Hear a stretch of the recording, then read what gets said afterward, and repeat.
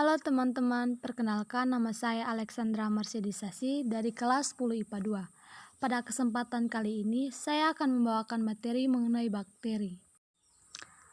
Apa itu bakteri? Bakteri merupakan organisme yang tidak memiliki sel tunggal, tidak memiliki inti sel, atau bersifat prakaryotik, serta memiliki ukuran mikroskopis.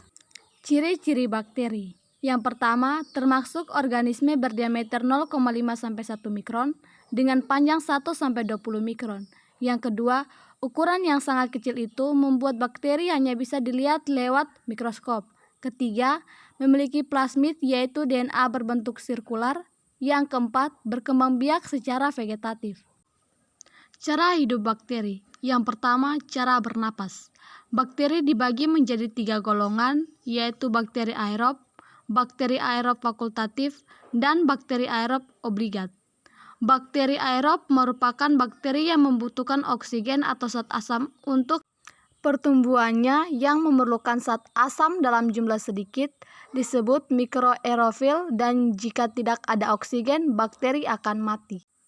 Bakteri anaerob fakultatif adalah bakteri yang dapat hidup dengan baik jika ada oksigen maupun tidak ada oksigen. Bakteri anaerob obligat adalah bakteri yang tidak membutuhkan oksigen dalam hidupnya.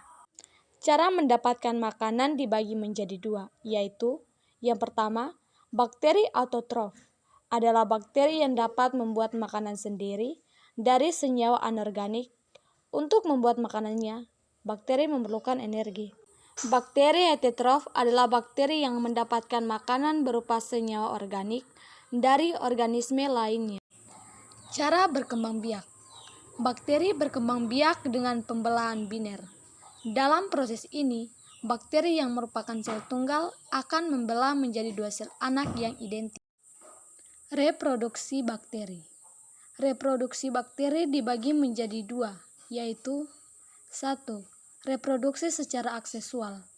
Reproduksi secara aksesual dengan pembelahan biner, yaitu dari 1 sel menjadi 2 sel, dari 2 sel menjadi 4 sel, dari 4 sel menjadi 8 sel, dan seterusnya. Pembelahan ini terjadi secara amitosis atau secara langsung, yaitu tidak melalui tahap-tahap tertentu seperti pada pembelahan mitosis. Yang kedua, reproduksi secara seksual, yaitu dengan cara rekomendasi gen. Rekomendasi gen adalah peristiwa bercampurnya sebagian materi gen atau DNA dari 2 sel bakteri yang berbeda, sehingga terbentuk DNA rekombinan.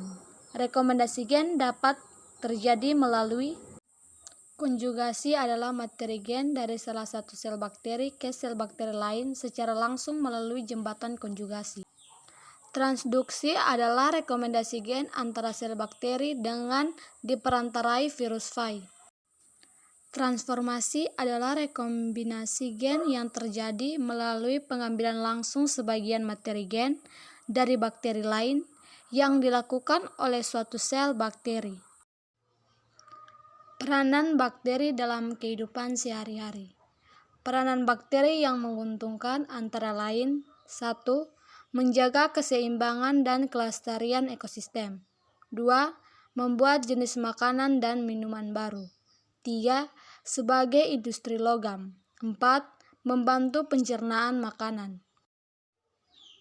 Peranan bakteri yang merugikan antara lain 1.